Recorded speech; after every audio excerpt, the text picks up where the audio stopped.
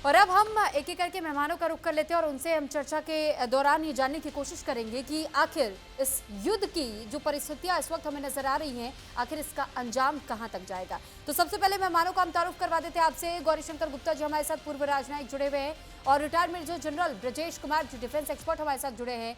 Group captain retired Tapesh Chaudhary ji हमारे साथ जुड़े हैं डिफेंस एक्सपर्ट के तौर पर। और इसके साथ ही हमारे साथ इस वक्त दिलीप चेरियन जी विदेश मामलों के जानकार जुड़ चुके हैं। आप सभी का बहुत स्वागत है सर न्यूज इंडिया पर। और एक एक करके मेहमानों के पास जाए, सबसे पहले मैं गौरीशंकर गुप्ता सर आपका रुख कर रही हूं। और सर ये जानना जरूरी हो जाता है कि जिस तरीके का ये अटैक इस वक्त हम देख रहे हैं ईरान पर हो रहा है और अमेरिका और इजराइल दोनों मिली भगत के तहत में ये हमला कर रहे हैं, सर क्या इस युद्ध में जिस तरीके से अमेरिका ने ईरान को घसीटने का इजराइल को घसीटने का काम किया, इजराइल के कंधे पर बंदूक रख करके जो चलाई जा रही है, सर इसमें बेनिफिट अमेरिका को क्या मिल रहा है? नमस्कार सुरभि जी, सबको पैनलिस्ट को भी नमस्कार। देखिए, ये संभावना बिल्कुल लग रही थी पिछले कुछ दिनों से, क्योंकि जो टॉक्स चल रही थी यूएस और ईरान के बीच में, पहला राउंड ओमान में हुआ और उसके बाद 2 राउंड जेनेवा में हुए, उनमें कोई नतीजा नहीं निकला। अब तीसरा राउंड के पहले एक टेक्स्ट एक्सचेंज किया गया था और उस पे लग रहा था कि जो यूएस की डिमांड्स हैं 4-5 मुख्य, उनके ऊपर ईरान तैयार नहीं था। सबसे बड़ी डिमांड तो ये यूरेनियम एनरिचमेंट जो वेपन ग्रेड का नहीं हो उसके लिए था। और उसके बाद जो और डिमांड थी कि लॉन्ग रेंज मिसाइल्स को कंट्रोल किया जाए, हूती हिजबुल्लाह इनको फंडिंग बंद की जाए और इजराइल की सुरक्षा को, मतलब इजराइल को चैलेंज नहीं किया एग्जिस्टेंस को। तो इन डिमांड्स के ऊपर ईरान तैयार नहीं हुआ।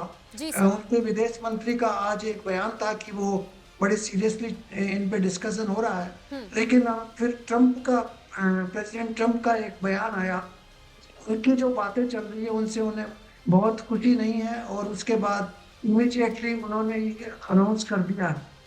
तो ये जो चीजें चल रही हैं, इनको देखते हुए लग रहा है कि अब ये रीजनल वार तो हो ही चुका है, क्योंकि ईरान ने जितने भी बेसेज हैं अमेरिका के गल्फ रीजन में, उनके सबके ऊपर एक एक करके अटैक कर दिया है।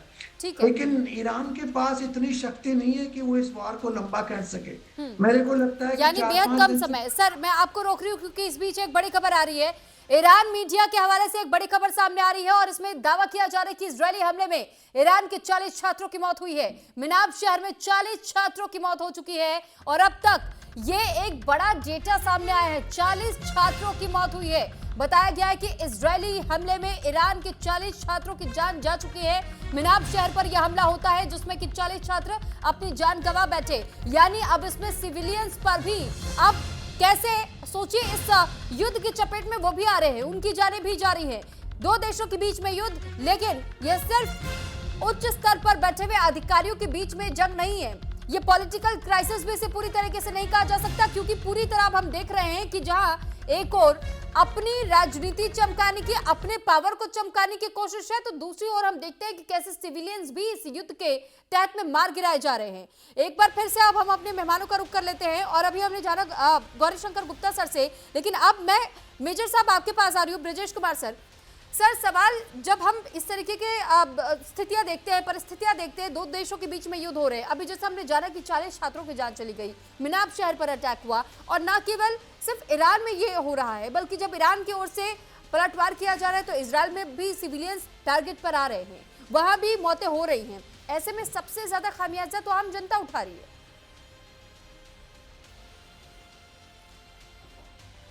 सर आपका ऑडियो म्यूट है, उसे अनम्यूट कर लीजिएगा। सुरभि जी, पहले तो सभी दर्शकों को हमारा नमस्कार और आपको हम अपने यहाँ बुलाने के लिए धन्यवाद। कोई भी लड़ाई में तो क्षति तो होगी ही, कोलैटरल डैमेज तो होगा ही, और आजकल हम देख भी रहे हैं।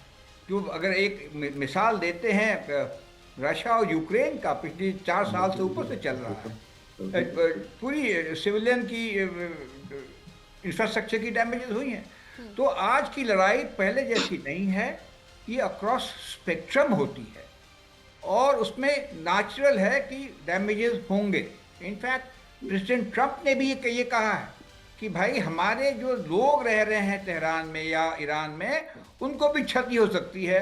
और मैं मानता हूँ कि क्योंकि लड़ाई हो रही है तो हमारे आर्म फोर्सेस की भी लोग फेटेलिटीज होंगी, बट उसको हम अलग थोड़ा दूर रखते हैं। ये इस मुद्दे पे आते हैं कि ये क्या चल रहा है, क्या जो अमेरिका ने किया है उससे उसका जो ऑब्जेक्टिव है, जो चाहता है, वो कर पाएगा या नहीं। अगर नहीं कर पाएगा या कर पाएगा, क्या खमियां होंगी और उससे हमें क्या माहौल मिलता है पूरे विश्व को, खासकर हिंदुस्तान को, वो हमारे हिसाब से इम्पोर्टेंट इश्यूज है। तो पहला इशू ये रहा कि देखिए हाल की जो बातचीत चल रही थी, एक ये भी इंडिकेशन आया था कि बातचीत ठीक तरीके से चल रही है। तीसरे राउंड का जो बातचीत फ्राइडे थर्सडे को जो खत्म हुआ तो कुछ पॉजिटिव वाइब भी आ रहे थे।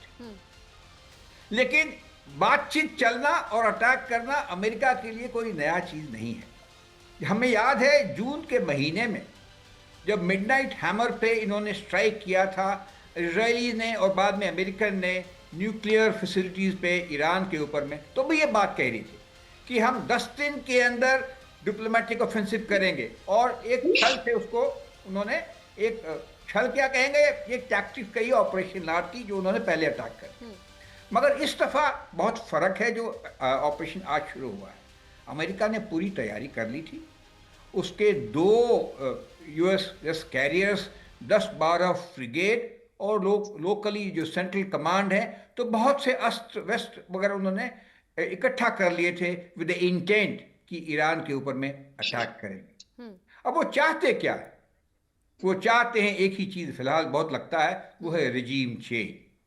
जो खुमैनी साहब की जो रिजीम है उसको तख्ता पलट करना चाहते हैं। वो सक्सीड करते हैं या नहीं, ये देखने वाली बात है। ईरान एक बहुत ही सिविलाइजेशन स्टेट है, करीब 4000। और वाकई ये रिजीम चेंज होगा तो किस आधार पर होगा, इसके लिए थोड़ा सा इंतजार हमें करना होगा। लेकिन इस बीच एक और बड़ी खबर आ रही है, तो वो भी अपने दर्शकों को बता दें कि उत्तरी इराक में अमेरिकी मिलिट्री बेस पर यह हमला हुआ है। ईरान ने मिसाइल से अमेरिकी बेस पर अटैक किया है। हमले के बाद से अमेरिकी बेस से धुआं उठता हुआ देखा गया है। तो फिलहाल ये जानकारी आपको दे दें कि ईरान भी लगातार पलटवार कर रहा है। उत्तरी इराक में अमेरिकी मिलिट्री बेस पर हमला हुआ है। ईरान ने मिसाइल से अमेरिकी बेस पर अटैक कर दिया। हमले के बाद से अमेरिकी बेस से धुआं उठता हुआ देखा गया है। तो जानकारी आपको दे रहे हैं कि किस तरीके से, ये तस्वीर भी देखिए, धुआं उठता हुआ काफी दूर से दिखाई दिया है। यानी कि जो ईरान दावा कर रहा है उसमें अब ये तस्वीरें भी सामने आ रही है। ईरान ने मिसाइल से हमला किया था। एक बार फिर से अब हम अपने मेहमानों के पास चलते हैं। तपेश सर, ये जो वीडियो हम अपने दर्शकों को दिखा रहे हैं और लगातार बेस को निशाना बनाने की कोशिश ईरान भी कर रहा है, क्योंकि अमेरिका के बेस ईरान के इर्द गिर्द कई जगहों पर है, और अगर उन बेस को नुकसान पहुंचाने की कोशिश की जाती है तो किस आधार पर चोट पहुंचाने का काम इस वक्त अब अयातुल्लाह अली खामेनी करना चाह रहे हैं अमेरिका को, और अमेरिका पलटवार अगर करेगा तो क्या ये युद्ध की स्थिति और ज्यादा भयावह देखने को मिलेगी? गुड इवनिंग सुरभि जी, बिल्कुल ठीक कहा आपने कि युद्ध की स्थिति तो अभी शुरू हुई है, ये और भयावह होगी। देखिए, अमेरिका को भी इस बात का अंदेशा था कि मेरे जो मिडिल ईस्ट में बेसेज हैं वहां पे अटैक हो सकते हैं, क्योंकि लास्ट टाइम भी जब बंकर बस्टर्स बम अमेरिका ने ईरान के ऊपर गिराए थे और वहां से यूरेनियम पहले ही निकल गया था।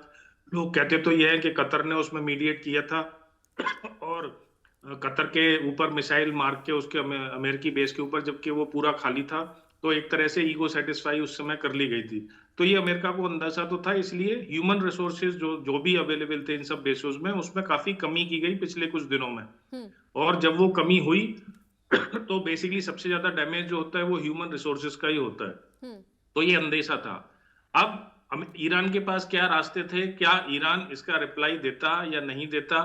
तो ईरान को तो देना ही था। देखिए, जो एयरक्राफ्ट कैरियर उसके हैं, उनका एयर डिफेंस ना काफी मजबूत होता है। जितने भी बेसेस हैं, मेरा मानना यह है कि यहाँ पे एयर डिफेंसेस होंगे, लेकिन उतने स्ट्रांग नहीं होंगे जितना होना चाहिए। तो और ये ईरान ने पहले भी दिखाया था कि अगर आप मल्टीपल मिसाइल्स या ड्रोन से अटैक करते हो, इसराइल के ऊपर भी उसने अटैक करके दिखाया, तो एयर डिफेंस को सैचुरेट कर सकते हो। 100% टेक ऑन करना सारी मिसाइल्स को पॉसिबल नहीं है। अमेरिका ने ये बहुत सारे, अब ईरान ने ये बहुत सारे फ्रंट खोल दिए हैं, एक साथ 8-9 देशों के ऊपर अटैक कर दिया है। तो अब ये देखिए कि ईरान ने ये मान लिया था कि ये लोग अमेरिका के प्रेशर में या सिर्फ अपनी पब्लिक को बेवकूफ बनाने के लिए बोल रहे थे कि हम अपना एयर स्पेस यूज नहीं करने देंगे अमेरिका को।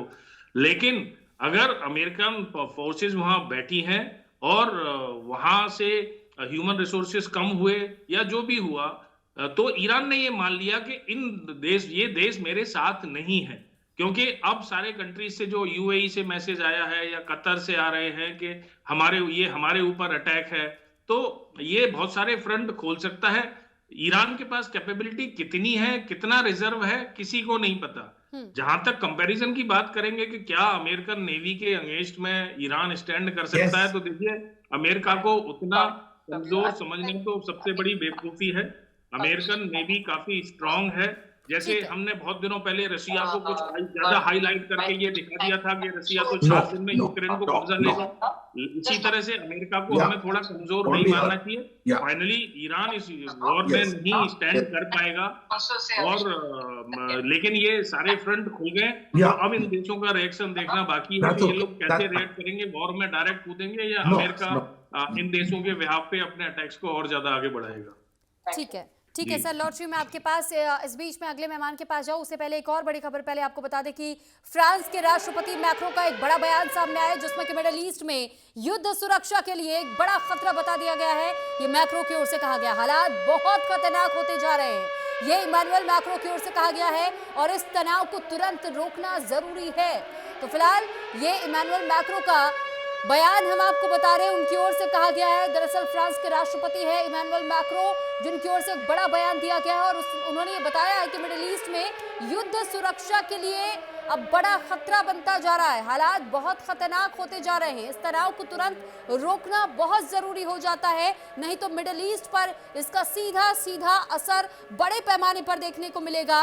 और आपको याद होगा साल 2003 और 2004 का वो समय जिस वक्त जब इसी तरीके के युद्ध के हालात सामने आए थे, तो कैसे क्रूड ऑयल में भी तेजी से एक ग्रोथ हमने देखी थी, और कहीं ऐसा ना हो जाए कि दोबारा से वही स्थिति हमें देखने को मिले। एक बार फिर हम अपने मेहमानों का रुख कर लेते हैं, और दिलीप सर अब मैं आपका रुख कर रही हूँ सर, क्योंकि हमने देखा है कि जब इस प्रकार के युद्ध होते हैं जहां पर सबसे ज्यादा तेल की खेप होती है, तो ऐसे में हमने देखा है कि सर वो तेल की कीमतें अचानक से आसमान छूने लगती है। क्या इस युद्ध की स्थिति में भी हमें वही तस्वीर दोबारा जो 2003 और 2004 में हमने देखी थी, क्या वही तस्वीर रिपीट होती हुई दिखाई देती है? मुझे लगता है सुरभि की ऑयल का तो भाव ऊपर जाना आज से ही शुरू हो जाएगा, पर उससे भी डेंजरस ये है कि ऑयल का जो मूवमेंट है उस एरिया से, उसको भी ब्लॉक करने का तरीका किसी ना किसी पावर इस वक्त ट्राई कर रहा है। हुतीज ने तो ऑलरेडी, करेक्ट, सॉरी, हुतीज ने तो ऑलरेडी अनाउंस कर दिया है कि वो ऑयल का मूवमेंट ब्लॉक करने का एफर्ट शुरू कर चुके हैं। तो मुझे लगता है कि इस वक्त डेंजर सिर्फ भाव बढ़ने का नहीं है, अवेलेबिलिटी का भी है।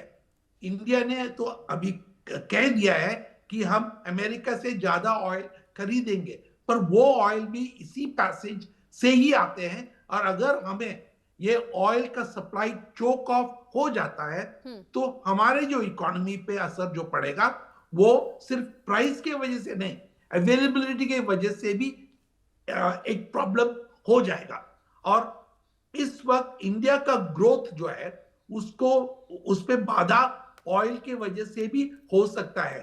जो हम देख रहे हैं, ये जो युद्ध अगर कुछ दिन और चला, और मुझे मैं मानता हूं जो विशेषज्ञों ने कहा कि ईरान के पास इतना स्ट्रेंथ और मिलिट्री ऑपरेशंस का कैपेबिलिटी नहीं है कि वो ज्यादा दिन लास्ट करें, पर मुझे लगता है कि ये जो इस वक्त हम टेंशन देख रहे हैं और जो ग्लोबल ऑयल फ्लोज और दूसरी चीज जो ग्लोबल रेमिटेंसेस है उस एरिया से इंडिया को, वो भी अगर कम हो जाए या बंद हो जाए कुछ दिन के लिए, उससे इंडिया को बहुत नुकसान पड़ सकता है।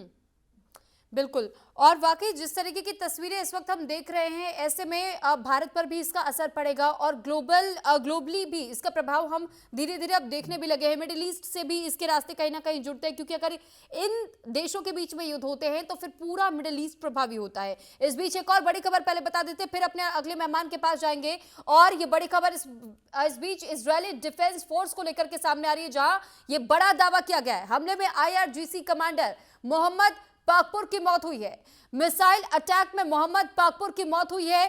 पीसीआर में आपसे कहूंगी कि प्लीज ब्रेकिंग प्लेट जरूर हमारे दर्शकों को दिखाएं। इजराइल डिफेंस फोर्स का यह बड़ा दावा है कि हमले में IRGC कमांडर मोहम्मद पाकपुर की मौत हुई है।